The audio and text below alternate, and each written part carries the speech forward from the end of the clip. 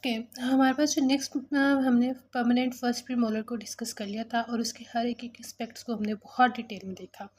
अब जो second premolar है, it is same like as that of the maxillary first premolar.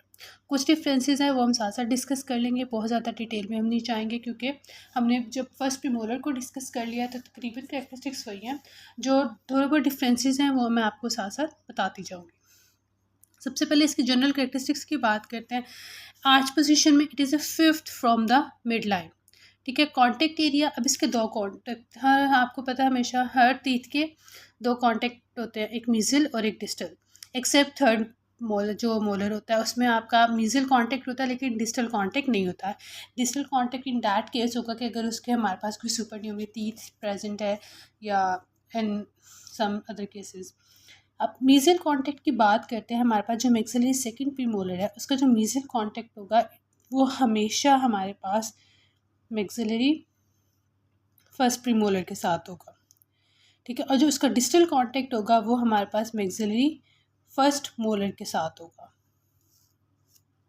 It is a succedaneous tooth. Succedaneous tooth हमेशा हमारे पास वो होते हैं जो हमारे पास डेसिडुअस डेंटिशन में किसी भी टूथ को रिप्लेस करते हैं। तो हमारे पास ये सक्सीडेनियस टूथ है तो ये किसको रिप्लेस करेगा? हमारे पास मैक्सिलरी सेकंड मोलर को। मैक्सिलरी सेकंड मोलर को रिप्लेस करके हमारे पास क्या आ जाएगा? Maxillary second premolar.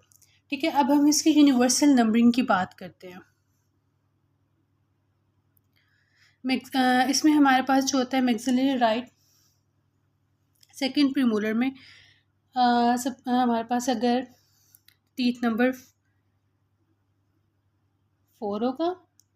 ठीक है। और जो हमारे पास जो लेफ़्ट होगा वो हमारे पास टीथ नंबर 13 होगा। ये हमारे पास आ गया यूनिवर्सल में।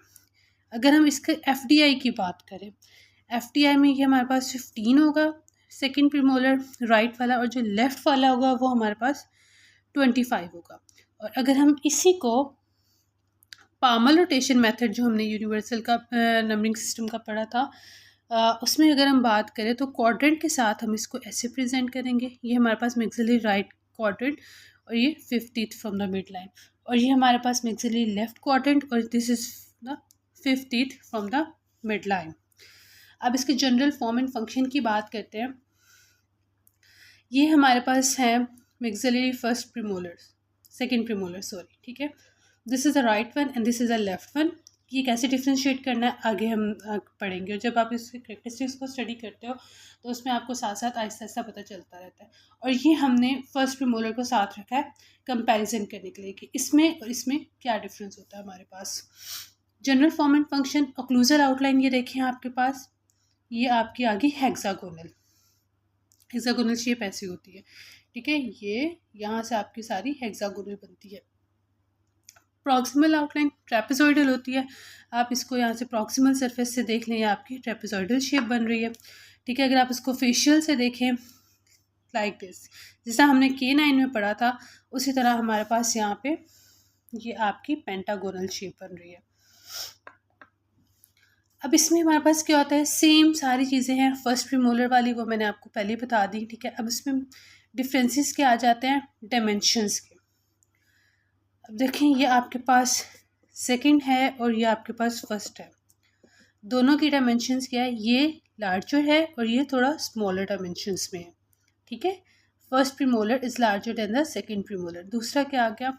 अब जब इसमें हमारे पास बकल कस्प बड़ी थी, लिंगुअल छोटी थी, बट हाइट जब इसमें देखते हैं तकरीबन तकरीबन इन दोनों में बकल कस्प की और लिंगुअल की इक्वल होती है। इसमें कोई मीजल कनकैविटी, हमने यहाँ पे फर्स्ट में ये मीजल कनकैविटी यहाँ पे पढ़ी थी। ठीक है। लेकिन जब आप इसको स्टडी करते हैं तो यहाँ पे हमारे पास कोई भी मीजल कनकैविटी नहीं आती। ये हमारे पास इसमें हमारे पास 2 रूट्स थी। ठीक है। और यहाँ पे हमारे जो सेकंड प्रीमोलर होता है वो हमारे पास सिंगल रूटेड होता है, ये आपने याद रखना है। नेक्स्ट अब हमारे पास आ जाता है इसका डेवलपमेंटल टेबल। सबसे पहले इन हमेशा जब भी दांत बनने पहले कैल्सिफिकेशन से स्टार्ट करेंगे। 2 ईयर्स 2 ईयर्स से लेके 2 ईयर्स एंड 3 मंथ्स तक इसकी कैल्सिफिकेशन स्टार्ट होती है। इनामल कब कंप्लीट होती है 6 to 7 ईयर्स में, लेकिन इरप्ट कब होगा 11 to 12 ईयर्स। और रूट कंप्लीशन हमेशा हमारे पास लेट होती है। और इरप्शन जो होती है वो हमारे पास तब होती है जब हमारे पास हाफ से लेके 1/3 ऑफ द रूट जो होती है 2/3 हाफ से ज़्यादा रूट बन गई होती है, तब हमारे पास वो इरप्शन फेज़ में आना शुरू होता है। तो हमारे पास रूट कंप्लीट कब होगी, इरप्शन हो गई उसके बाद 12 to 14 ईयर्स तक उसकी रूट कंप्लीट होगी। ठीक है, ये हमारे पास था एक जनरल सा ओवरव्यू। अब हम इसके हर एस्पेक्ट को, जैसे हमने बक्कल, लिंगुअल, डिजिटल, मीजियल, सब एस्पेक्ट को हम बारी बारी एक एक करके डिस्कस करते हैं और उसका हम डिफरेंस देखते हैं मैक्सिलरी फर्स्ट प्रीमोलर के साथ, क्योंकि हमने मैक्सिलरी फर्स्ट प्रीमोलर को बहुत डिटेल से डिस्कस किया हुआ है। अब हम बस क्विक सा रिव्यू लेके सेकंड प्रीमोलर को कंप्लीट कर लेंगे।